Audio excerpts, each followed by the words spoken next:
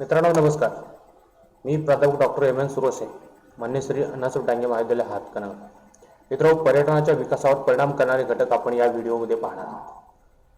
मित्रांनो, पर्यटनाच्या विकासावरती अनेक घटकांचा परिणाम होतो आणि हे घटक कोणते आहेत आणि त्यांचा परिणाम कोणत्या पद्धतीने होतो, कशा पद्धतीने होतो, त्या बाबतीत या व्हिडिओमध्ये आपण माहिती घेणार आहोत. मित्रांनो, आपण या अगोदर माहिती बघितली की पर्यटन हा एक महत्त्वाचा आर्थिक व्यवसाय आहे. आर्थिक व्यवसाय अशा दृष्टीने आहे की त्याच्या माध्यमातून मोठ्या प्रमाणावरती परकीय चलनाची प्राप्ती होते. त्याचबरोबर रोजगाराच्या मोठ्या प्रमाणावरती संधी उपलब्ध होतात आणि हस्तोद्योग आणि लघुउद्योगांना, त्याचबरोबर छोट्या मोठ्या उद्योगधंद्यांना चालना मिळते. अनेक लोक याच्यामध्ये प्रत्यक्ष अप्रत्यक्षरित्या गुंतलेले असतात. याच्यामुळे तुम्हाला या व्हिडिओमध्ये दिसतंय किंवा काही फोटोग्राफ्स तुम्हाला बॅकग्राऊंडला दिसतील की याच्यामध्ये प्रत्यक्ष आणि अप्रत्यक्षरित्या काम करणारे लोक आहेत. हे प्रचंड मोठ्या प्रमाणावरती आहे आणि यामुळं याला एक महत्त्वाचा आर्थिक व्यवसाय म्हणून ओळख आहे. एक टुरिझम इंडस्ट्री म्हणून डेव्हलप झालेली आहे. जगभरामध्ये या इंडस्ट्रीला महत्त्वाचं स्थान आहे. जगभरामध्ये जर विचारात घेतलं तर टुरिझम आणि ट्रॅव्हल इंडस्ट्रीचा जो कॉन्ट्रीब्युशन आहे ते जवळपास एकूण अर्थव्यवस्थेच्या 10% आहे. टुरिझम आणि ट्रॅव्हल्समध्ये म्हणजे पर्यटन व्यवसायामध्ये किती लोक गुंतलेले आहेत, तर प्रत्येक 11 लोकांच्या मागं एका व्यक्तीला रोजगार याच्यामधून पर्यटन इंडस्ट्रीमधून. आता हे म्हणाला आम्ही कधी करतो आणि आम्ही कधी कोणाला रोजगार देतो, आम्ही पर्यटनाला जातो, असं होतं का? तर नाही आहे. तर आपण डायरेक्टली देत नसलो तर हे जे काही हॉटेल्स असतील किंवा वेगवेगळ्या प्रकारच्या पर्यटन विषयक सुविधा उपलब्ध करून देणारी हे असतील, त्याच्यामध्ये जे काम करणारे लोक असतील किंवा ST महामंडळ असेल किंवा वेगवेगळ्या प्रकारच्या ट्रान्सपोर्ट सुविधा उपलब्ध करून देणारे जी काही एजन्सी असतील, त्या एजन्सीच्या मध्ये काम करणारे जे काही प्रत्यक्ष आणि अप्रत्यक्षरित्या हे लोक हे पर्यटनावरती अवलंबून असतात. त्यामुळे प्रचंड मोठ्या प्रमाणात रोजगारांच्या संधी पर्यटनातून उपलब्ध होत असतात. त्या पर्यटनावरती नुसत्या रोजगाराच्या संधीच उपलब्ध होत नाहीत, तर लहान मोठ्या उद्योगधंद्यांच्या वाढीसाठी देखील चालना मिळते. म्हणजे पर्यटनाला आवश्यक असणारे जे काही वेगळ्या प्रकारचे घटक आहेत किंवा सेवा सुविधा असतील तर त्या उपलब्ध करून देणं, त्याची निर्मिती करणं, याच्यासाठी मोठ्या प्रमाणात उद्योग उभारले जातात. आणि हे उद्योग मग काही डायरेक्टली इनडायरेक्टली पर्यटनावरती अवलंबून असतात. आणि इनडायरेक्टली कसं, तर आपण पर्यटनावरती गेल्यानंतर काही वस्तू खरेदी करतो किंवा काही सोयी सुविधाचा लाभ घेतो. तर या सोयी सुविधा निर्माण कुठं होतात, तर त्या मूळ ठिकाणी होत नाहीत जिथे विक्रीला मांडलेले असतात. त्या कुठेतरी उद्योगधंद्यामध्ये, कुठल्या तरी व्यवसायामध्ये, याच्यामध्ये बिझनेसमध्ये किंवा उद्योगामध्ये त्या निर्मित झालेल्या असतात. म्हणजे पर्यटनावरती हे इनडायरेक्टली पद्धतीने अवलंबून असणारे हे बरेच लोक. म्हणजे पर्यटनामुळं मोठ्या प्रमाणावरती उद्योगधंद्याचा विकास होऊ शकतो. समजा तुम्ही कोल्हापूरला, म्हणजे काही पर्यटक कोल्हापूरला पर्यटनासाठी आले असतील आणि पर्यटकांनी आल्यानंतर इथली असणारी प्रसिद्ध असणारी कोल्हापुरी चप्पल खरेदी केली असेल, तर कोल्हापुरी चप्पल निर्मिती हा एक उद्योग आहे आणि हा उद्योग या पर्यटनामुळं वाढीत लागू शकतो. अशा पद्धतीने असंख्य अशा पद्धतीचे उद्योगधंदे याच्या माध्यमातून वाढू शकतात. त्यामुळे उद्योगधंद्यांना, हस्तोद्योगांना आणि छोट्या मोठ्या उद्योगांना यातून चालना मिळत असते आणि त्यातून मोठ्या प्रमाणात रोजगाराच्या संधी देखील उपलब्ध होतात. त्याचबरोबर पर्यटनातून प्रादेशिक विकास होण्यासाठी देखील मदत होत असते. म्हणजे सर्वच भागामध्ये असंतुलित स्वरूपाची जी संसाधन उपलब्ध असतात, त्या संसाधनाच्या माध्यमातून विकास साधणं सोयीचं होत नाही किंवा काही वेळेस अडथळे येतात. तर अशा अडथळ्यांना कमी करण्यामध्ये आणि त्या भागामधील उपलब्ध असणाऱ्या जे नैसर्गिक संसाधन असतील किंवा इतर संसाधन आहेत त्याच्या माध्यमातून एक संतुलित म्हणा किंवा प्रदेशाचा विकास होण्यासाठी मदत होत असते.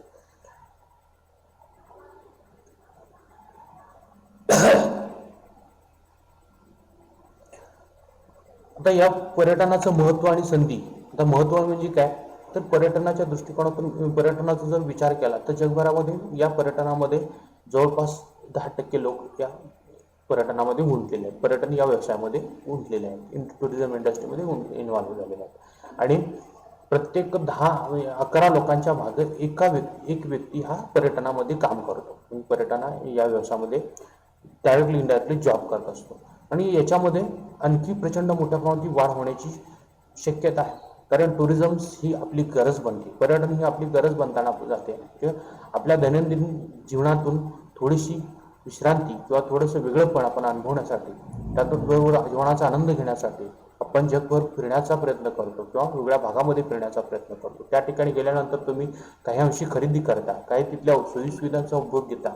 म्हणजे यातून काय होतं, एक पोटॅन्शियलिटी वाढते. ज्यावेळेस एखादा व्यक्ती प्रवास करून दुसऱ्या ठिकाणी जात असतो त्यावेळेस तिथल्या काही स्थानिक सोयीसुविधाचा उपभोग घेत असतो. त्यामुळं तिथं पर्यटनाला वाव निर्माण होतो किंवा तिथल्या लोकांना रोजगाराची निर्मिती होते. त्या गोष्टी त्या संधी तयार करत असतात आणि या संधी विचारात घेता याच्यामध्ये विशेष लक्ष घालायची गरज आहे. आणि पर्यटनासाठी अनेक घटकांचा विकास करणं शक्य होतं. तर त्या पर्यटन हे अनेक घटकांवरती अवलंबून असतं आणि अनेक घटकांच्या वरती अवलंबून असल्यामुळं त्या अशा अनेक घटकांच्या विकासाची गरज आहे. पर्यटन विकास होण्यासाठी अनेक घटकांच्या ह्याची गरज पडते. आता पर्यटन हे व्यक्तीनुसार अनेक घटकांवरती अवलंबून असतं. पर्यटकांच्या आवडीनिवडी काय आहेत त्यानुसार देखील पर्यटन होत असतं. त्यांना कोणत्या घटकांमध्ये आनंद मिळतो किंवा पर्यटक कोणत्या घटकाला प्राधान्य देतो त्यानुसार देखील पर्यटन होत असतं.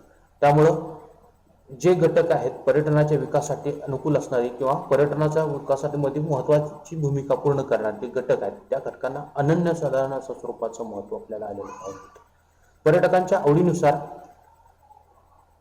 आणि त्यांच्या निवडीनुसार पर्यटन होत असतं आणि त्यामुळं वेगवेगळ्या जी प्रकारचे घटक आहेत याच्यामध्ये भौगोलिक घटक असतील, आर्थिक घटक असतील, सामाजिक असतील, सांस्कृतिक घटक असतील, त्या सगळ्या घटकांचा आपण अभ्यास करणं गरजेचं आहे.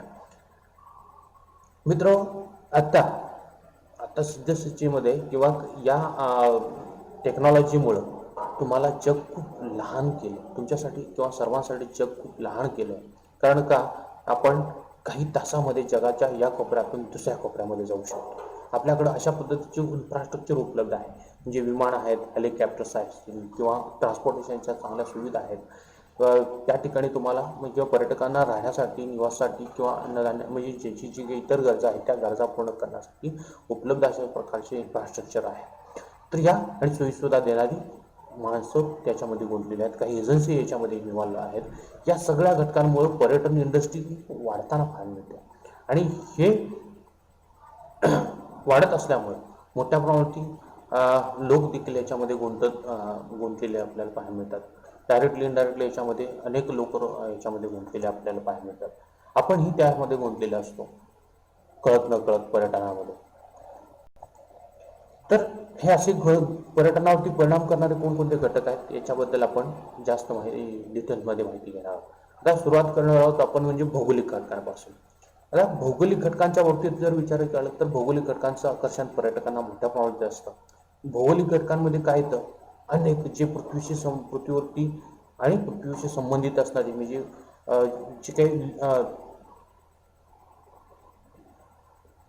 पृष्ठभागाशी संबंधित असणारे जे घटक आहेत ते घटक असतील किंवा वातावरणाशी संबंधित असणारे काही घटक असतील किंवा स्थान संबंधित काही असणारे घटक असतील, तर हे सगळे घटक भौगोलिक घटक म्हणून ओळखले जातात.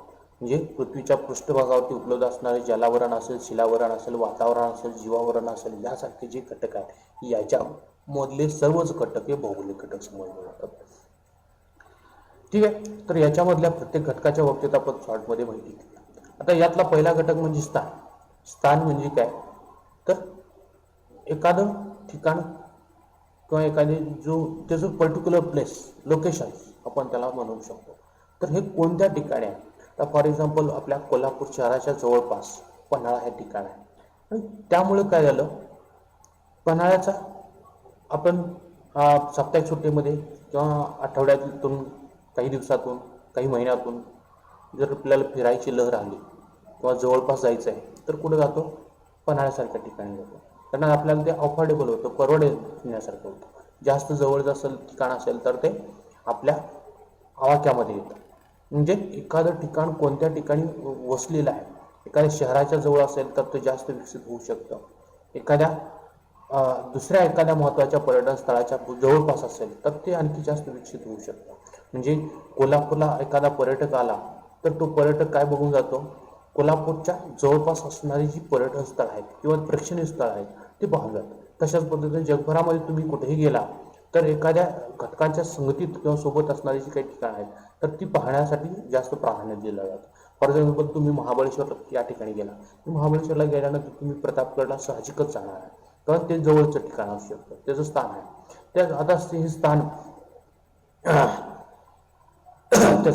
त्याच्यावरती परिणाम करतो. एखाद्या पर्यटन स्थळाचं स्थान जास्त आयडियल असेल, जास्त आकर्षित असेल किंवा इतर भागातून ते असं जास्त असेसेबल असेल, म्हणजे अवतीभोवतीच्या प्रदेशातून असेसेबल म्हणजे सहजासहजी तिथपर्यंत पोहोचणं शक्य होत असेल किंवा त्या ठिकाणी वाहतुकीच्या वेगवेगळ्या प्रकारच्या सोयीसुविधा उपलब्ध असतील तर त्या ठिकाणी पर्यटन होण्यासाठी जास्त मदत होते.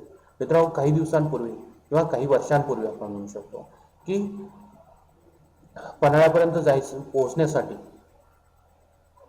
आपल्याला पन्हाळ्यापर्यंत वरपर्यंत पोहोचता येत नव्हतं किंवा असे काही जे किल्ले आहेत त्या ठिकाणी अगदी त्या पर्यटन स्थळांपर्यंत पोहोचता येत नव्हतं. म्हणजे आपल्याला जर पर्यटनासाठी जायचं असेल तर पन्हाळ्याला खाली पन्हाळ्याच्या पायथ्याशी आपल्या गाड्या लावा लागल्या होत्या आणि तिथून चालत जावं लागत होतं. याच्यामुळे काय होतं, किंवा तुम्ही रायगडाच्या बाबतीत जर विचार केला तर रायगडमध्ये आज आपल्याकडे उपलब्ध असणारी जी काही रोपवेज सारख्या जी सुविधा आहे त्या रोपवेजमुळे काय झालं, जास्त सोयी उपलब्ध झाले. म्हणजे आपल्याकडलं वयस्कर व्यक्ती असतील किंवा अपंग म्हणजे अपंग वगैरे व्यक्ती असतील तर त्यांना तिथंपर्यंत पोहोचणं शक्य होतं. म्हणजे अशी जी काही सोयी सुविधा उपलब्ध करून जर दिल्या जात असतील तर त्या ठिकाणी अशा स्थानाचा पर्यटनाच्या दृष्टिकोनातून विकास मोठ्या प्रमाणात होतो. त्यानंतर दुसरा महत्त्वाचा घटक म्हणजे सुगमता. सुगमता म्हणजे काय की आपण त्या पर्यटन स्थळापर्यंत सहजपणे पोहोचू शकतो का, सहज म्हणजे वाहतुकीच्या सुविधा तिथपर्यंत पोहोचण्यासाठी उपलब्ध आहेत का, त्याला आपण सुगमता म्हणू शकतो. एखाद्या दुर्गम भागामध्ये पर्यटनाचा विकास होणं शक्य नाही. ते कितीही जास्त अट्रॅक्टिव्ह असलं, आकर्षक असलं तरी देखील तिथपर्यंत पोहोचणं जर आपल्याला शक्य नसेल किंवा वाहतुकीच्या सुविधा उपलब्ध नसतील किंवा तिथपर्यंत पोहोचण्यासाठी जास्त तुम्हाला एफर्ट्स घ्यावे लागत असतील किंवा जास्त कष्ट होत असेल तर अशी ठिकाणं पर्यटनातून दुर्लक्षित होऊ शकतात.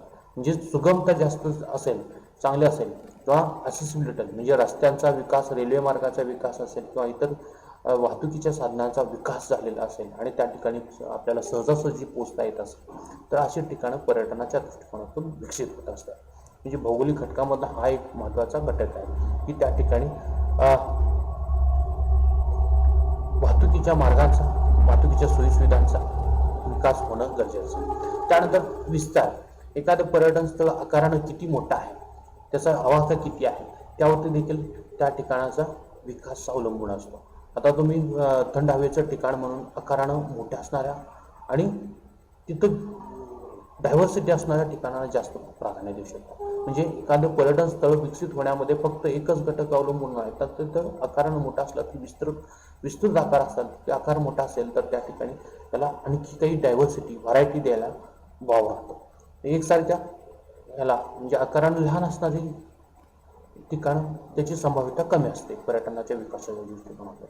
म्हणजे आज जर पर्यटन स्थळाच्या बाबतीत विकासाचा विचार केला तर जी विकसित झालेली पर्यटन स्थळं ही बऱ्यापैकी आकारानं मोठी आहेत, विस्तृत आहेत, सुगम आहेत, त्यांचं स्थान आयडियल असतं.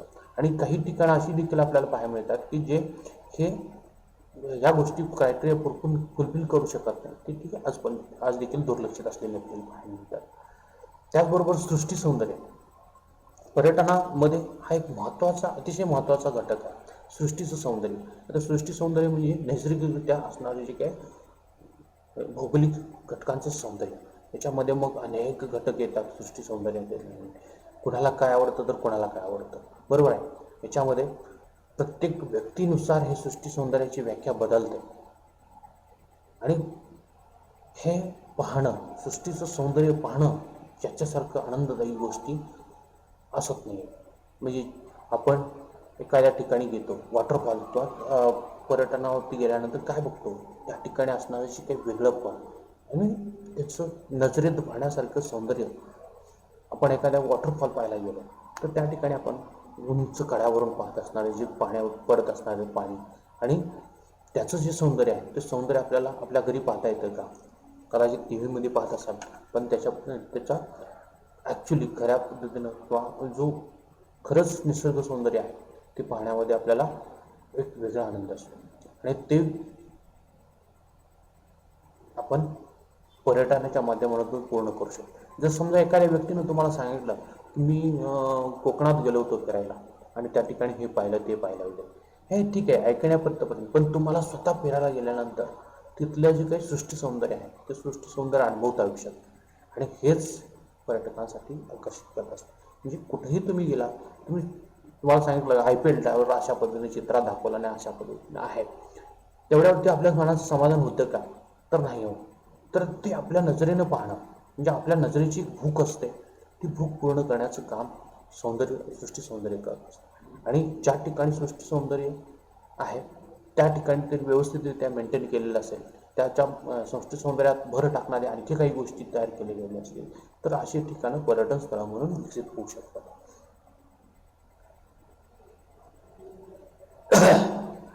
यानंतर पर्यटनाच्या बाबतीत परिणाम करणारे घटक म्हणजे भूरूप. त्या भूरूपांचे प्रकार किती आहेत? असंख्य प्रकार आपल्याला पाहायला मिळतात. तर ह्याच्यामध्ये आपल्याला काही महत्त्वाचे प्रकार म्हणजे माहिती आहेत. डोंगर, पर्वतरांगा असतील किंवा डोंगररांगा असतील, वेगवेगळ्या प्रकारचे घळ्या असतील, ज्वालामुखीची पृथ्वी असतील किंवा प्रवाळद्वीप असतील, तर असे काही प्रकार आहेत, भूरूपांचे प्रकार आहेत. तर या प्रत्येक भूरूपांना स्वतःचं एक सौंदर्य असतं, नैसर्गिक एक लँडस्केप म्हणतात. प्रत्येक लँडस्केप असा स्वरूप काय तो एक वेगळा असतो आणि तो आपल्याला कळत न कळत अट्रॅक्ट करत असतो. आता ज्याच्यामध्ये तुम्ही डोंगरांचा जो भाग असेल तो आपल्याला पाहायला आवडतो. खोलदऱ्या असतील तर ते देखील आकर्षित करतात. अशा घळ्या असतील तर त्या घळ्या देखील आकर्षित करत असतात. व्हॅली ऑफ फ्लावर्स असतील म्हणजे अशा फुलं असतील, फुलांनी वृक्षांनी भरलेल्या अशा दऱ्या असतील, घळ्या असतील, त्या देखील आकर्षित करत असतात. म्हणजे आणि बर्फाच्या ते शिखर असतील किंवा आपण काही गोष्टी वेगळ्या करण्याचा प्रयत्न करत असतो, वेगळ्या म्हणजे साहसी असतील तर त्या साहसी गोष्टी पूर्ण करण्यासाठी देखील आपल्या पर्यटकांना तिथंपर्यंत जाणं जास्त होईल. काही वेळेस ट्रॅकिंगसारखे अनुभव असतील, काही बोटिंगसारखे असतील किंवा इतर काही गोष्टी असतील तर त्या ठिकाणी हे पर्यटकांना आकर्षित करत असतं. जर याचं सृष्टी सौंदर्याच्या दृष्टिकोनातून अशी जर भूरूपे असतील तर ही भूरूपे पर्यटकांसाठी आकर्षणाची ठिकाणं बनतात आणि अशा ठिकाणी पर्यटन स्थळं म्हणून विकसित होतात. मग याच्यामध्ये टाटा सांगितलेले जे घटक आहेत हे घटक कारणीभूत ठरू शकतात. त्यानंतर पुढचा घटक म्हणजे हवामान. हवामान आपल्याला हवामान पर्यटकांना कोणतं हवामान जास्त आकर्षित करतं?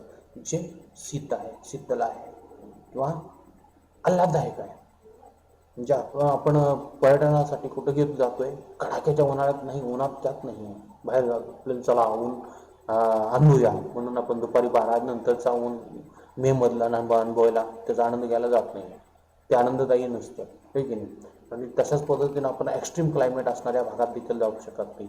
एक्स्ट्रीम म्हणजे कसं, जिथं अतिशय थंड आहे, कायमस्वरूपी बर्फाच्छादित आहे, या ठिकाणी देखील एक्स्ट्रीम आपल्याला ते आनंदापेक्षा जास्त त्रासदायी व्हायला लागतं. म्हणजे आपल्यासाठी आल्हाददायक हवामान असणारे ठिकाणं असतील किंवा अशा ठिकाणी जाणं, त्याचबरोबर तिथल्या काही गोष्टींचा आनंद घेणं याच्यासाठी पर्यटन होत असतं.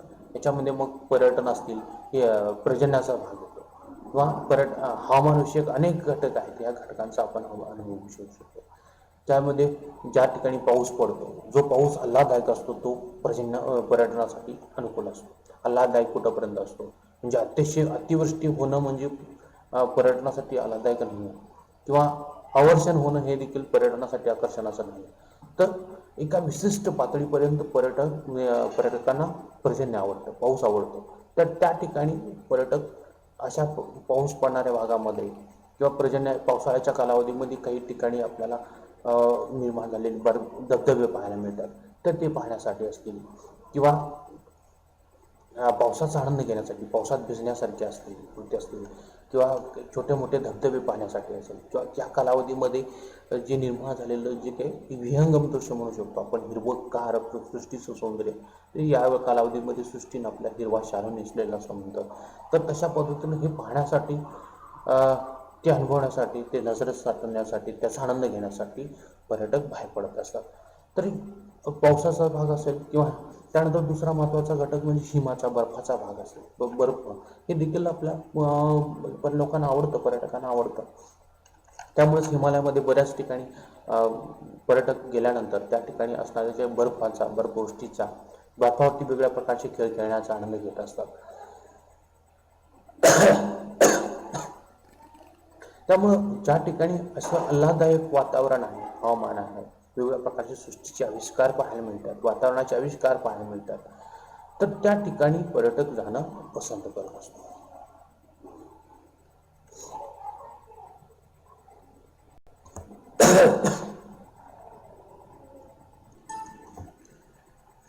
त्यानंतर पर्यटनावरती परिणाम करणारे आणखी काही घटक म्हणजे जलविभाग. म्हणजे जिथं जलाशय किंवा जलसाठे आहेत अशा ठिकाणी देखील पर्यटक जाणं जास्त पसंत करतात. आता हे का पसंत करतात, तर जलाशयाचं एक असं वेगळं सौंदर्य असतं, एक आकर्षक नॅचरल, त्याच्यामध्ये एक आकर्षणाची ही असते.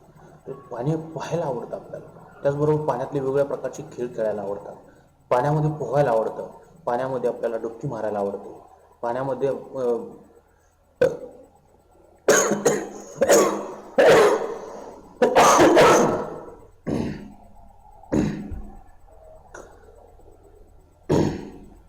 पाण्यामुळं निर्माण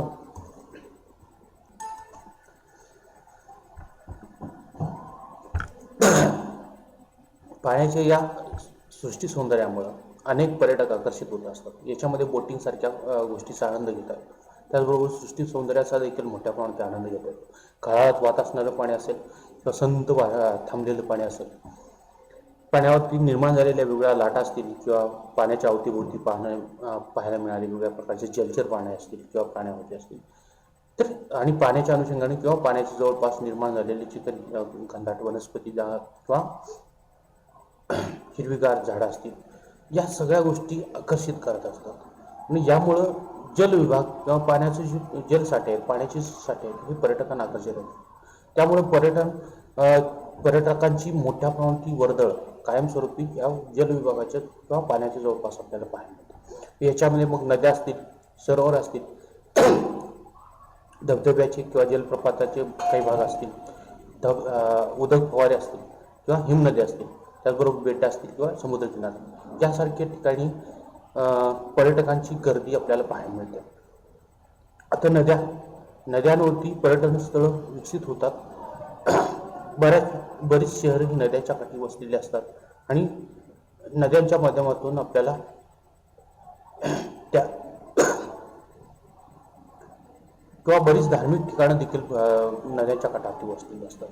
त्यामुळं अशी ठिकाणं किंवा असा जो घटक आहे तो मोठा त्या ठिकाणी पर्यटन स्थळ विकसित होतात. काही सरोवर आहेत, ही सरोवर पर्यटन स्थळं म्हणून विकसित झालेली आपल्याला पाहायला मिळतात. सर्वसाधारणपणे काश्मीरमध्ये गेलं तर काश्मीरला लेक सिटी किंवा लेक जो तिथं मोठमोठी सरोवर आहेत, त्या ठिकाणी मोठ्या प्रमाणात बोटिंग चालतं. किंवा आपण कोल्हापूरमध्ये गेल्यानंतर तुम्हाला रंकाळ्याच्या जवळ, रंकाळा हे देखील तलावच आहे ना, तर या तलावाची किंवा अशी सरोवर आहेत, या सरोवर पर्यटन स्थळात म्हणून विकसित होतात.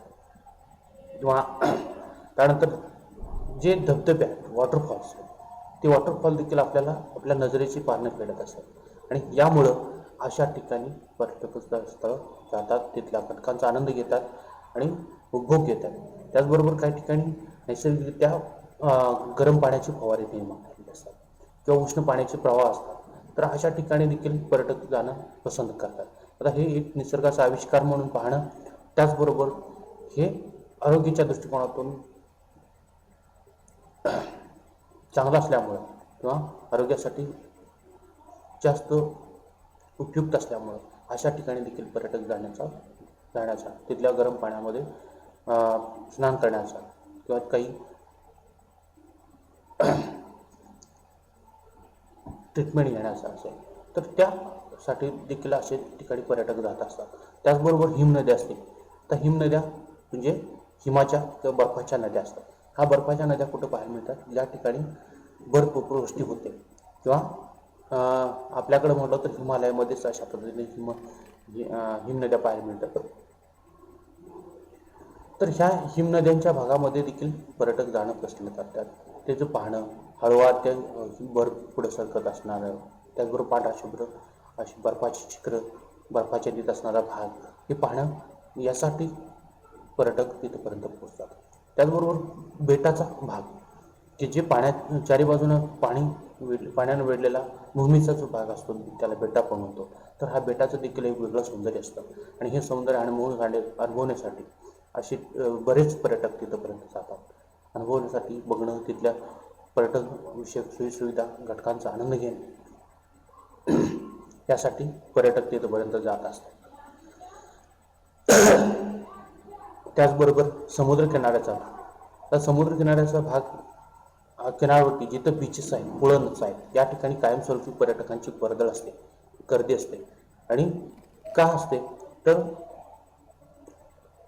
त्या समुद्रामध्ये मनसोक्त पोहता येतं, समुद्राच्या पाण्यामध्ये वेगवेगळ्या प्रकारचे खेळ खेळता येतात, बोटिंग करता येतं, वेगवेगळ्या प्रकारचे साहसी खेळ अनुभवता येतात. त्याचबरोबर स्नानाचा आनंद असेल किंवा समुद्रामध्ये समुद्राच्या किनारवरती भागामध्ये असणारे फ्रेश फूड्स असतील, सी फूड्स असतील ते आनंद घेणं यासाठी पर्यटक या ठिकाणी सातत्यानं जात असतात. आणि त्या ठिकाणी अशी ठिकाणं किंवा अशी जी जलविभाग आहेत हे पर्यटनाच्या विकासासाठी महत्त्वाची भूमिका पूर्ण करत असलेले आपल्याला पाहायला मिळतात. यानंतर पर्यटनासाठी आणखी महत्त्वाचा घटक भौगोलिक घटक म्हणजे वन्य प्राणी जीवन. तर वन्य प्राणी जीवन, जंगली प्राणी त्यांच्या नैसर्गिक अधिवासाच्या स्वरूपामध्ये पाहणं, अनुभवणं हे आपल्यासाठी खूप आनंदाची गोष्ट असते. कारण आपण ही नियमितरित्या पाहत नाही. आपल्याला जर आजपर्यंत आपण सर्वांनी वाघ बघितला असेल तर फक्त चित्रामध्ये, आहे की नाही. याच्यामध्ये वाघ प्रत्यक्षात पाहण्याचा आनंद जर तुम्हाला घ्यायचा असेल तर तुम्हाला काही ठिकाणी जिथं अशा नैसर्गिक अधिवासामध्ये हे नैसर्गिक प्राणी पाहायला मिळतील अशा ठिकाणी जाणं जास्त सोयीचं होतं. त्यामध्ये मग अभयारण्य असतील किंवा मृगया क्षेत्र असतील किंवा या ठिकाणी तुम्हाला वेगवेगळ्या प्रकारचे प्राणी, पशु पक्षी पाहायला मिळतात. आणि हे नैसर्गिक आदिवासी बरोबर त्यांचं नैसर्गिक लाईफस्टाईल पाहायला मिळतं, त्यांचं नैसर्गिक सौंदर्य पाहायला मिळतं. आणि त्यामुळं अशी ठिकाणी ज्या ठिकाणी त्याला वाघ बघायला मिळतील, सिंह बघायला मिळतील, गवे बघायला मिळतील किंवा हत्ती असतील किंवा इतर कुठल्याही प्रकारची रेनडिअर्स असतील किंवा इतर कुठल्याही प्रकारचे प्राणी पक्षी पाहायला मिळतील अशा ठिकाणी पर्यटक जाणं पसंत करतात. त्यामुळं ही अभयारण्य आणि मृगया क्षेत्र असतील तर हे अभयारण्य असतील ती आणि मृगया क्षेत्र आहे ती जास्त विकसित होईल, जिथं हमखास आपल्याला अशा प्रकारचे वन्य प्राणी पाहायला मिळतील अशा ठिकाणी पर्यटक जाणं. आपल्याकडे कोल्हापूरमध्ये राधानगरी अभयारण्य, तिथं आपल्याला गेल्यानंतर गवे इथं तुम्ही बघायला गेलं तर गव्यासारखे जे काही प्राणी आहेत हे प्राणी पाहायला मिळतात. ताडोबामध्ये वाघ पाहायला मिळतो किंवा गुजरातमध्ये गीर सारखे जे काही आहेत तिथं सिंह पाहायला मिळतात.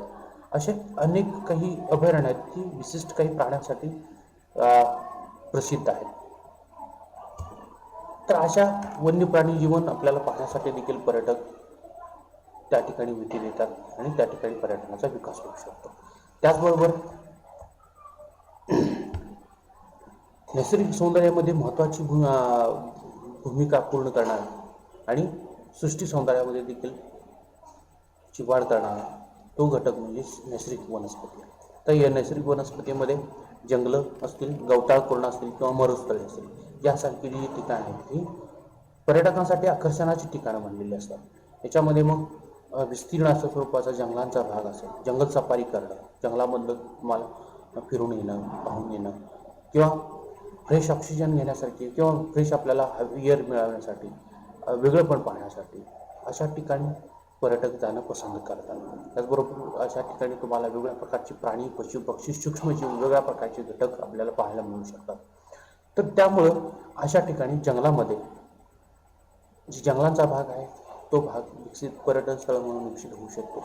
अशा बोटिंग असेल किंवा वन्य प्राणी पशु पक्षी जे आहेत ते देखील पाहायला आपल्याला मिळू शकतात. त्याचबरोबर गवताळ कुरणाच्या भागामध्ये देखील वेगवेगळ्या प्रकारचे प्राणी पशु पक्षी पाहायला मिळतात. इथे या फोटोग्राफमध्ये तुम्हाला बघायला मिळेल की हा गवताळ कुरणाचा भाग आहे आणि गवताळ कुरणाच्या भागामध्ये हे वेगवेगळ्या प्रकारचे प्राणी आपल्याला पाहायला मिळतात. जिराफ असेल किंवा वेगवेगळ्या पशु पक्षी असतील किंवा वेगवेगळ्या प्रकारचे प्राणी असतील हे गवताळ कुरणामध्ये पाहायला मिळतात. त्याचबरोबर मळस्थळीमध्ये आपल्याला अशा प्रकारचे जे काही पक्षी निरीक्षण करायचं असेल तर त्या ठिकाणी जाऊ शकतो. त्यानंतर पाण्याचे जे वेगवेगळे प्रवाह असतील किंवा धबधबे असतील, धावते असतील किंवा हे असेल तर ते आपल्याला जंगलामध्ये पाहायला येऊ शकतं. त्याचबरोबर गवताळ भागामध्ये असे भाग आहेत. त्यानंतर हे दलदलयुक्त भाग असतो त्या भागामध्ये अशा पद्धतीने तुम्हाला बोटिंग करता येऊ शकतं. जंगलातल्या नैसर्गिक सौंदर्याचा आनंद घेता येऊ शकतो. त्यासाठी नैसर्गिक वनस्पती असणाऱ्या भागामध्ये पर्यटक जाणं पसंत करतात. यानंतर दुसरा महत्त्वाचा म्हणजे जो भाग येतो तो म्हणजे सामाजिक आणि सांस्कृतिक घटक. भौगोलिक घटकानंतर सामाजिक आणि सांस्कृतिक घटकांचा देखील याच्यावरती परिणाम होताना पाहायला मिळतो. याच्यामध्ये मग धर्म असेल, ऐतिहासिक आणि अवशेष असतील किंवा स्मारक असतील, वस्तीचा भाग असेल, क्रीडा असेल किंवा चालीरीती, रूढी परंपरा, त्याचबरोबर नृत्य, संगीत, उत्सव असतील किंवा हस्तकलेचा भाग असेल किंवा आहाराचा असेल यासारख्या घटकाचा याच्यावरती परिणाम होतो.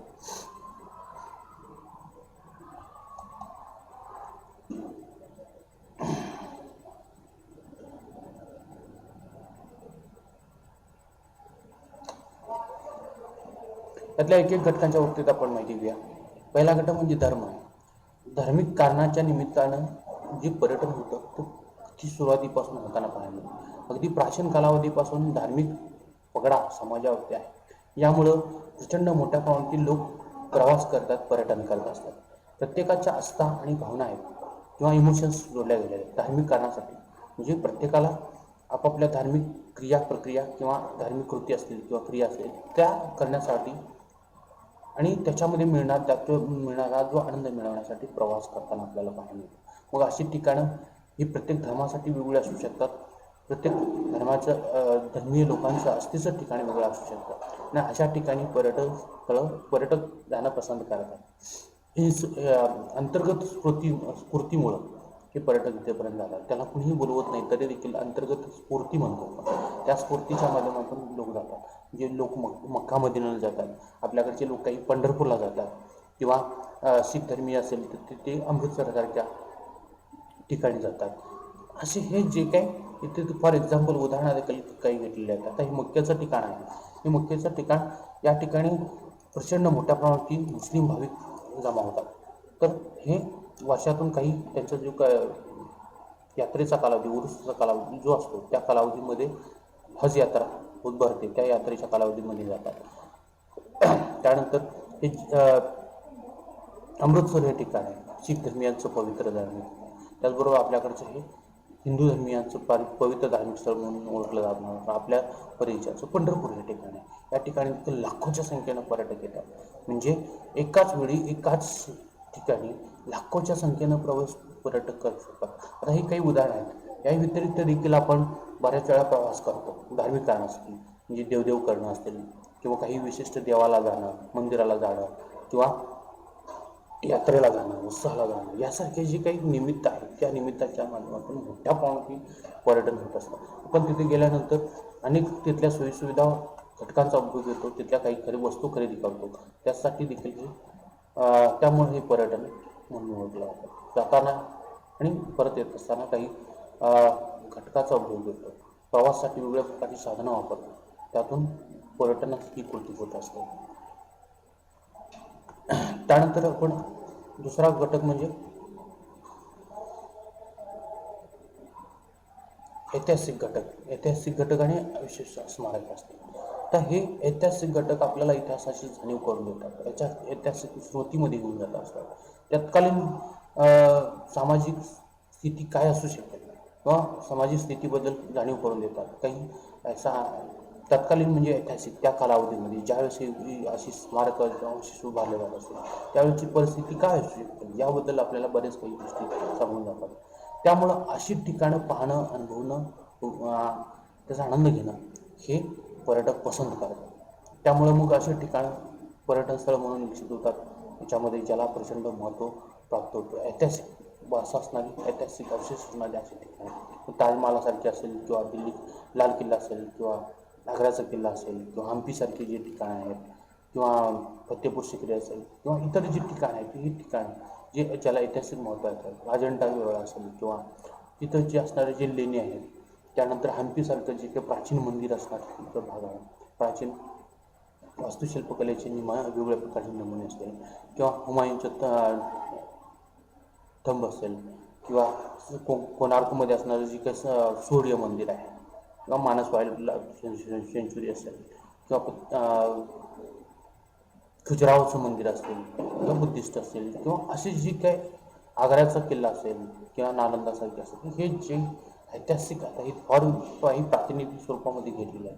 तर अशी ठिकाणं ही पर्यटन स्थळं म्हणून विकसित होतात किंवा त्या विकासामध्ये महत्त्वाची भूमिका पूर्ण करतात. असंख्य लोक तिथं भेटी देतात, हजारो पर्यटक तिथे भेटी देतात, तिथल्या सोयीसुविधा उपभोग घेतात, त्या घटकांना स्वतंत्र म्हणजे स्वतः पाहून ते नजरेत साठवून ठेवतात आणि यामुळं अशी ठिकाणं ऐतिहासिक महत्त्व असणारी ठिकाणं पर्यटन स्थळं म्हणून विकसित होतात. त्याचबरोबर पुढचा घटक म्हणजे क्रीडा किंवा खेळ. तर वेगवेगळ्या खेळाचे वेगवेगळे प्रकार आहेत आणि या खेळाच्या निमित्तानं पर्यटक मोठ्या प्रमाणात जगभर प्रवास करतात. वेगवेगळ्या प्रकारचे खेळ अरेंज करणं, खेळण्यासाठी जाणं, खेळाडू म्हणून जाणं, प्रेक्षक म्हणून जाणं किंवा त्याचबरोबर सोबत म्हणून अशा वेगळ्या प्रकारचे पद्धतीने पर्यटक जगभर प्रवास करताना आपल्याला पाहायला किंवा ज्या ठिकाणी पर्यटकांसाठी गेलेले असतात त्या ठिकाणी उपलब्ध असणाऱ्या वेगवेगळ्या प्रकारच्या खेळाच्या सुविधा असतील किंवा खेळ असतील तर त्याचा आनंद घेण्यासाठी देखील पर्यटक जात असतात. त्यामुळं या निमित्तानं देखील मोठ्या प्रमाणात पर्यटन होत असलेलं आपल्याला पाहायला मिळतं. आपण क्रिकेटसारखे असेल किंवा वेगवेगळ्या प्रकारचे खेळ आहेत, या खेळाच्या मैदानावरती लाखोच्या संख्येनं पर्यटक म्हणजे प्रेक्षक उपलब्ध आलेले असतात. हे कुठले असतात? स्थानिक लोक असतात का किंवा पैसे देऊन बोलवलेले असतात का? तर तसं नाही आहे. तर पैसे घेऊन बोलवलेले असतात, म्हणजे ते आलेले असतात, पैसे तिथं देऊन ते आलेले असतात. ते तिकीट काढतात, तिथल्या सोयीसुविधाचा उपभोग घेतात, ते खेळ पाहतात, त्याचा खेळातून मिळणारा आनंद तो घेतात आणि या निमित्तानं त्याचबरोबर वेगवेगळ्या खेळामध्ये सहभागी होण्यासाठी देखील अनेक लोक प्रवास करत असतात आणि या निमित्तानं देखील मोठ्या प्रमाणात पर्यटन होत असतं. म्हणजे खेळाचा देखील मोठा रोल या पर्यटनाच्या विकासामध्ये असलेला आपल्याला पाहायला मिळतो. त्यानंतर नृत्य आणि संगीत सारखे घटक आहेत. तर वेगवेगळ्या भागामध्ये वेगवेगळ्या प्रकारचे नृत्य आणि संगीताचे प्रकार आपल्याला पाहायला मिळतात. वेगवेगळ्या प्रकारच्या कलाकृती आणि संस्कृती आपल्याला पाहायला मिळते. तर त्या पाहणं, अनुभवणं, त्याचा आनंद घेणं, त्याचा उपभोग घेणं यासारख्या गोष्टी करण्यासाठी देखील लोक पर्यटक करत असतात. आपण प्रत्येक म्हणजे पर्यटक त्या भागामध्ये गेल्यानंतर तिथल्या संस्कृतीचा, तिथल्या नृत्याचा, तिथल्या आनंदाचा, संगीताचा उपभोग घेणं जास्त पसंत करतो. त्यामुळं या निमित्ताने देखील मोठ्या प्रमाणात पर्यटन होत असतं. त्याचबरोबर वेगवेगळ्या हस्तकलेच्या वस्तू असतील किंवा आहार असतील, आपल्याला एखादी वस्तू एक हातानं बनवलेली नाजूक अशा स्वरूपाची वस्तू जी दुर्मिळ असते, महाग असते, पण ती एखाद्या विशिष्ट भागात उपलब्ध होऊ शकते, एखाद्या विशिष्ट पर्यटन स्थळावरती उपलब्ध होऊ शकते. तर त्या अशा हस्तकलेच्या वस्तू देखील पर्यटनासाठी महत्त्वाची भूमिका पूर्ण करतात. त्याचबरोबर वेगवेगळ्या भागामध्ये गेल्यानंतर वेगवेगळ्या प्रकारचे आहार आपल्याला खायला मिळतात. कोल्हापूरला आल्यानंतर तांबडा पांढरा रस्सा हे साहजिकच उदाहरण होतं किंवा तुम्ही दक्षिणेकडे गेला तर तुम्हाला साऊथ इंडियन फूड्स पाहायला मिळतील, उत्तरेकडे गेला तर नॉर्थ इंडियन वेगवेगळ्या प्रकारचे फूड्स पाहायला मिळतील. प्रत्येक शहरामध्ये वेगवेगळ्या प्रकारचं त्याचं वैशिष्ट्य असतं, खाद्यसंस्कृती असते आणि ही खाद्यसंस्कृती तुम्हाला अनुभवता येऊ शकते. तिथलं काही स्पेशलायझेशन असतं, तर ते स्पेशलायझेशन तुम्ही पाहू शकता, अनुभवू शकता. तर हे करण्यासाठी देखील मोठ्या प्रमाणात पर्यटक त्या पर्यटन स्थळापर्यंत जातात किंवा पर्यटन स्थळावरती गेल्यानंतर या गोष्टीचा आनंद घेतात, उपभोग घेतात.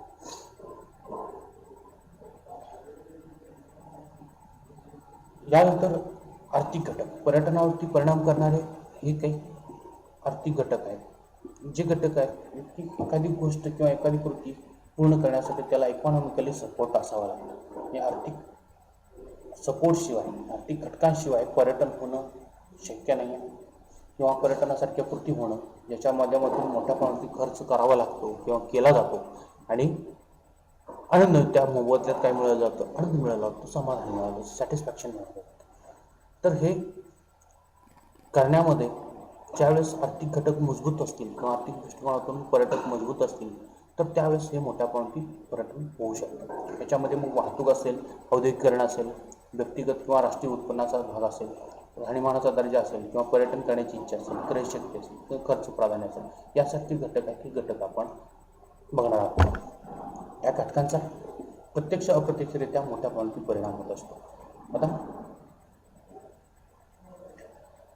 वाहतूक यातला जो घटक आहे, वाहतुकीची साधनं उपलब्ध असतील तर वाहतुकीची साधनं कुठली आहेत तर आपल्याला एका ठिकाणाहून दुसऱ्या ठिकाणी जाण्यासाठी असंख्य प्रकारची साधनं उपलब्ध आहेत. त्याला आपण वाहतुकीची साधनं म्हणतो.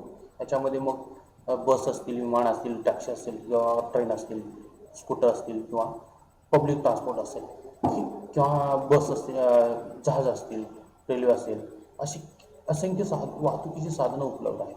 आणि या वाहतुकीची साधनं प्रत्येकाची काही बेनिफिट आहे आणि काही ड्रॉबॅक्स असतात. आता वाहतुकीच्या साधनामध्ये तुम्ही विमानानं जात असाल तर काय त्याची बेनिफिट्स काय ते तुमच्या घरापर्यंत येऊ शकत नाही, हा त्याचा ड्रॉबॅक आहे. आणि बेनिफिट्स म्हणजे काय तर अतिशय कमी वेळात तुम्ही जगभरामध्ये लांबपर्यंतचा प्रवास करू शकता, हा त्याचा नाही. आणि दुसरा ड्रॉबॅक काय याचा तर हे कॉस्टली आहे, महागडं आहे, त्यामुळे ते सर्वसामान्य लोकांना परवडण्यासारखं नाही. डोर स्टेप ट्रान्सपोर्टेशनमध्ये बस असतील किंवा इतर वाहतुकी साधनं आहेत ती आहेत. रेल्वेनं तुम्हाला कमी खर्चामध्ये लांबचा प्रवास करता येऊ शकतो. म्हणजे या वाहतुकीच्या साधनांचा विकास कशा पद्धतीनं झालेला आहे त्यावरती पर्यटनाचा विकास देखील अवलंबून असतो. पर्यटकांना हव्या त्या वाहतुकीच्या साधनाचा उपभोग घेता येत असेल किंवा उपलब्ध होत असतील तर पर्यटक सहजासहजी तिथपर्यंत प्रवास करून येतात. त्यामुळं अशी वाहतुकीची साधनं किंवा वाहतुकी साधनाचा विकास होणं यासाठी यातून वाहतुकीचा पर्यटनाचा विकास होत असतो. आता तुम्ही बघताय की याच्यामध्ये हे काय मोठं जहाज आहे, त्याला आपण क्रूज म्हणतो. क्रूज आता हे काय हे एक मोठ्या आकारानं असणारं जहाज. याच्यामध्ये 7-8 हजार खोल्या असतात आणि त्या खोल्यामध्ये असंख्य पर्यटक एका वेळेस प्रवास करू शकतात. आणि वर्ल्ड क्लास म्हणजे अतिशय उच्च दर्जाच्या प्रकारच्या सोयीसुविधा याच्यामध्ये क्रूजमध्ये असू शकतात. आता फॉर एक्झाम्पल हे क्रूजचंच आहे, हा फोटोग्राफ आहे. आता हे क्रूजचा वरचा टॉपचा भाग आहे, इथं आपल्याला हे अशा पद्धतीनं सोयीसुविधा पाहायला मिळू शकतात. तर हे सगळं उपलब्ध असेल तर पैशाच्या मोबदल्यात हे सगळं आनंद घेण्यासाठी लोक जातात. म्हणजे ज्यावेळेस तुम्ही एखाद्या हॉटेलमध्ये जाता त्या ठिकाणी तुम्हाला उपलब्ध असणारे जे सोयीसुविधा आहेत त्या सोयीसुविधाच्या अनुषंगाने तुम्हाला पैसे पेड करायला लागतात. फॉर एक्झाम्पल तुम्ही एखाद्या 5 स्टार हॉटेलमध्ये गेला तर 5 स्टार हॉटेलमध्ये चहा तुम्हाला 200 रुपयाला मिळत असेल, पण तिथल्या सोयीसुविधासाठी ते पैसे द्यावे लागतात. आणि तेच तुम्ही बाहेर चहा घ्यायला गेलं रस्त्यावरती टपरीवरती असेल तर तो 5 रुपयाला, 7 रुपयाला, 10 रुपयाला देखील मिळू शकतो. हा डिफरन्स असतो. तुम्हाला कोल्हापुरातून पुण्याला जायचं असेल तर तुम्ही वेगळ्या माध्यमाचा उपयोग करू शकता. तर हेतलं उपकरण कुठलं म्हणजे कुठलं माध्यम निवडताय आणि तुम्हाला काय अपेक्षित आहे त्यानुसार हे सोयीसुविधा व वाहतुकीच्या सोयीसुविधा उपलब्ध असतील तर त्यानुसार पर्यटनाचा विकास होऊ शकतो. ही प्रत्येक पर्यटक हा पैशाचा विचार करणारा नसतो तर तो आनंदाचा देखील विचार करत असतो. त्यानंतर दुसरा महत्त्वाचा घटक म्हणजे औद्योगिकरण. तर औद्योगिकरणाचा आणि पर्यटनाचा काय संबंध आहे तर औद्योगिकरण हे प्रत्यक्षावर आणि अप्रत्यक्षरित्या दोन्ही पद्धतीने पर्यटनावरती परिणाम करतं. औद्योगिकरणाचा विकास झाला असेल तर रोजगाराच्या संधी वाढतात. रोजगाराच्या संधी वाढलेल्या असतील तर लोकांचं आर्थिक उत्पन्न वाढतं. आर्थिक उत्पन्न वाढलं असेल तर लोक आपल्या बेसिक गरजा पूर्ण करू शकतात आणि बेसिक गरजा पूर्ण झाल्यानंतर जो उर्वरित रक्कम अमाऊंट असते त्या किंवा उत्पन्न असतं त्या उत्पन्नातून ते आनंद घेण्यासाठी प्रवास करू शकतात किंवा पर्यटन करू शकतात. अशा पद्धतीने एक सर्कल तयार होतं. म्हणजे हे तुमच्या औद्योगिकरणाच्या माध्यमातून पर्यटन होतं. त्याचबरोबर पर्यटनासाठी जे आवश्यक असणाऱ्या ज्या सोयीसुविधा आहेत त्या सोयीसुविधा या औद्योगिकरणातूनच विकसित होत असतात. त्यामुळं औद्योगिकरण जेवढं जास्त झालेलं असेल तेवढ्या मोठ्या प्रमाणात पर्यटनाचा विकास देखील होऊ शकतो. लोकांचं आर्थिक उत्पन्न वाढू शकतं आणि तितकाच मोठ्या प्रमाणात सोयीसुविधा देखील वाढू शकतात. त्यामुळे उद्योगकरणाचा देखील महत्त्वाचा रोल याच्यामध्ये असलेला पाहायला मिळतो. त्यानंतर व्यक्तिगत आणि राष्ट्रीय उत्पन्न. आता एखाद्या व्यक्तीचं किंवा ज्याला जो प्रवास करणार आहे, पर्यटन करणार आहे, त्याचं जे उत्पन्न आहे ते कशा पद्धतीने आहे, किती आहे, त्यावरती देखील पर्यटन करणार की नाही हे ठरत असतं. आता एखाद्या उत्पन्न चांगलं असेल, बेसिक सोयीसुविधा उपलब्ध म्हणजे आपल्या गरजा आहेत त्या गरजा पूर्ण करून जो व्यक्ती पर्यटनासारख्या गोष्टी करू शकत असेल, म्हणजे ज्याला आपण आनंद घेण्यासाठी प्रवास म्हणतो किंवा हे त्याच्यामधून तो पैशाचा खर्च करतो आणि त्या मोबदल्यात त्याला आनंद मिळतो, तर अशा ह्याच्यासाठी त्याच्याकडं उपलब्ध स्रोत असतील, उत्पन्न असेल, तर तो काय करणार आहे, तो पर्यटन करू शकणार आहे, मोठ्या प्रमाणात पर्यटन करू शकणार. म्हणजे ज्यावेळेस उत्पन्न वाढू शकतं किंवा लोकांच्याकडे पैसा असेल तर तो पैसा खर्च करू शकतात आणि त्या पैसा नसेल तर पैसे खर्च करणार नाही. साहजिकच आहे, ज्याचं उत्पन्न चांगलं आहे तो जास्त खर्च करू शकतो, पण काही अटी शर्तीच्या आधारे ते आपण पुढे देखील बघणार आहोत की जे देशाचं राष्ट्रीय उत्पन्न असेल किंवा व्यक्तिगत उत्पन्न असेल ते जर चांगलं असेल तर पर्यटनावरती देखील मोठा प्रमाणात खर्च केला जातो. आता तुमच्या पुढे काही प्रातिनिधिक फोटोग्राफ दिसतात की इथं एक लेडीज दिसते आणि ही काय पर्यटनाच्या निमित्तानं किंवा ह्याच्या प्रवासाच्या निमित्तानं बाहेर पडलेलं सोबत येत असताना मोठ्या प्रमाणात शॉपिंग करून आलेलं आणि शॉपिंग करायला गेले म्हणलं तरी हिच्याकडे पैसा भरपूर असणार आहे, बरोबर आहे. पैसा असल्याशिवाय ती एवढ्या मोठ्या प्रमाणात शॉपिंग करू शकत नाही आणि ज्याच्याकडं उत्पन्नाचे स्रोत चांगले असतील तर त्याच्याकडे मोठ्या प्रमाणात पैसा असू शकतो आणि एका व्यक्तीकडेच नाही तर देशाच्या ते बऱ्याच नागरिकांकडे मोठ्या प्रमाणात पैसा उपलब्ध असेल तर राष्ट्रीय उत्पन्न देखील वाढू शकतं. तर अशा पद्धतीने जर उत्पन्न व्यक्तिगत उत्पन्न असेल किंवा राष्ट्रीय उत्पन्न असेल तर ते देखील ह्याच्यावरती परिणाम करतात. त्यानंतर दुसरा महत्त्वाचा घटक म्हणजे राहणीमानाचा दर्जा. आता याच्यामध्ये काही फोटोग्राफ्स दिसतात का मला वेगवेगळ्या आणि वेगवेगळ्या पद्धतीचे राहणीमान असणारे काही फोटोग्राफ दिसतात. तर ह्याच्यामध्ये काय, तर काही लोक त्यांच्या अस्तित्वासाठी त्यांच्या सर्वायवलसाठी झगडत असताना पाहायला मिळतात, तर काही लोक आपल्या सर्वायवल किंवा त्याचं जे बेसिक गरजा आहेत त्या गरजा व्यवस्थितरित्या पूर्ण करून अतिशय उत्तम पद्धतीचे जीवन जगू शकतात. त्याचा जो राहणीमानाचा दर्जा आहे तो उच्च दर्जाचा असू शकतो, म्हणजे हाय क्लास असू शकतो. तर याच्यामधलं पर्यटनासाठी जास्त खर्च कोण करू शकतं, ज्याचा राहणीमानाचा दर्जा बऱ्यापैकी चांगला आहे तेच लोक पर्यटनावरती जास्त खर्च करू शकतात. कारण राहणीमानाचा दर्जा निकृष्ट पद्धतीचा असेल आणि घालवलेला असेल तर त्यांच्या बेसिक गरजा पूर्ण करण्यामध्ये त्यांचा मोठा वाटा किंवा त्यांच्या आयुष्यामधला त्यांच्या उत्पन्नाचा मोठा वाटा खर्च होत असतो. त्यामुळे ते पर्यटनासारख्या गोष्टीवरती जास्त खर्च करू शकतात. त्यामुळं राहणीमानाचा दर्जा जर उत्तम असेल तर पर्यटनावरती मोठ्या प्रमाणात खर्च होऊ शकतो किंवा खर्च केला जाऊ शकतो आणि पर्यटन होऊ शकतं.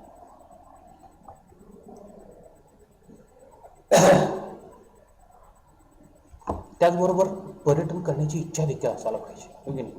याच्यामध्ये जर पैसा तुमच्याकडे आहे आणि खर्च करायची इच्छा नाही तर पर्यटन होणार नाही.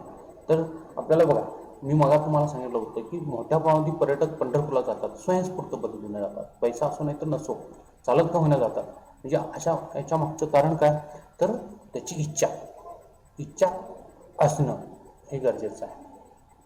ज्याला पैसा आहे, बाकीच्या बेसिक गोष्टी आहेत, त्याला खर्च करायची आहे, खर्च करायचं मात्र इच्छा नसेल तर पर्यटक करू शकत नाही. इथे एक उदाहरण म्हणून एक फोटोग्राफ तुम्हाला दिसतोय की हा व्यक्ती पैसे साठवत राहतोय, त्याला पैसे साठवत राहण्यामध्ये आनंद आहे, बरोबर आहे. इथं देखील पैसे साठवत राहण्यामध्ये आनंद आहे. आता हे लोकांना शॉपिंग करण्यामध्ये आनंद आहे, यांना फिरण्यामध्ये आनंद आहे, जग पाहण्यामध्ये आनंद आहे, यांना धार्मिक कार्यामध्ये आनंद आहे.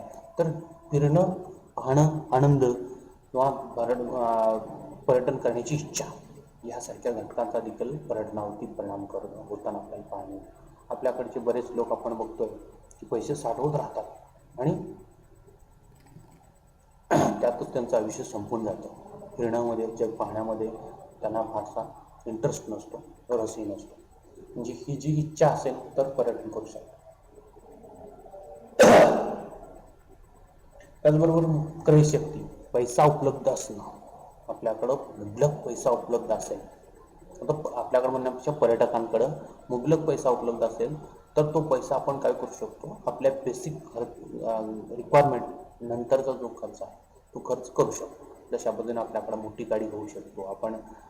मोठी गाडी घेतल्यानंतर किंवा 4 व्हीलर असेल किंवा वाहतुकीची चांगली साधनं तुमच्याकडे उपलब्ध असतील तर तुम्ही साहजिकच फिरण्यासाठी जाऊ शकता. जास्त फिरल्यानंतर म्हणजे प्रवास करू शकता आणि प्रवास म्हणजे पर्यटन होऊ शकतं. म्हणजे ज्यावेळेस पैसा उपलब्ध होतो त्यावेळेस आपल्याकडं अशा पद्धतीने मोठ्या प्रमाणात पर्यटन देखील होऊ शकतं. क्रयशक्ती उपलब्ध असायला पाहिजे. लोकांच्याकडे पैसा पाहिजे असतो त्यावेळेस ते पर्यटन करतात. आता लॉकडाऊन सारख्या घटनेनं लोकांकडचा पैसा कमी झाला आणि साहजिकच पर्यटन स्थळावरती देखील गर्दी आपल्याला कमी पाहायला मिळेल काही कालावधीनंतर.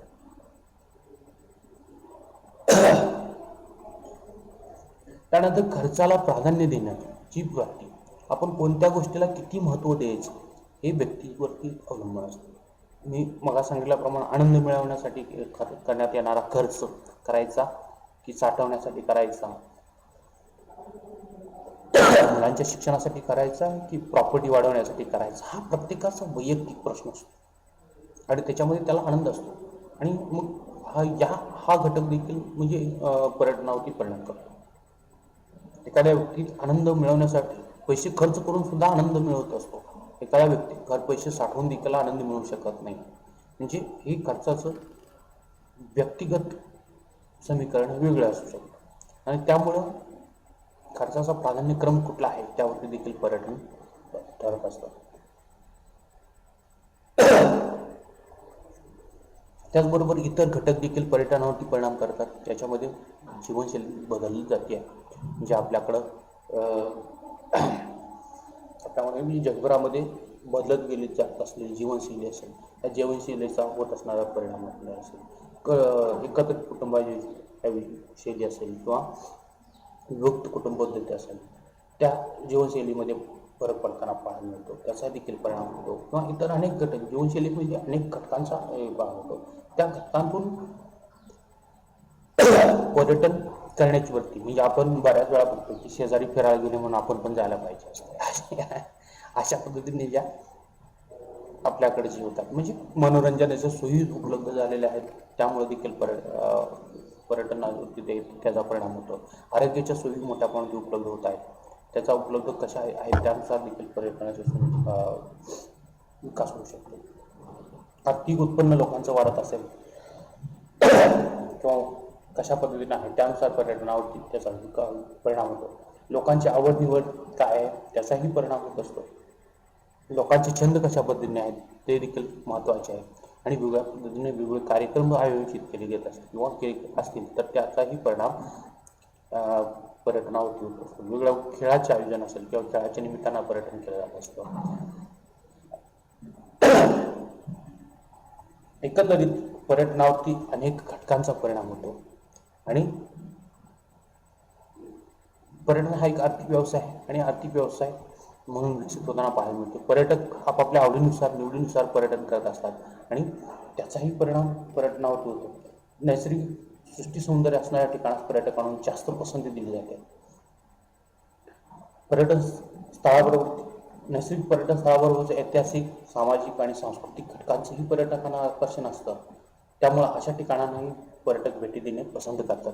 या सगळ्या घटकांचा पर्यटनावरती परिणाम होत असतो आणि त्यातून पर्यटन विकसित होत असतं.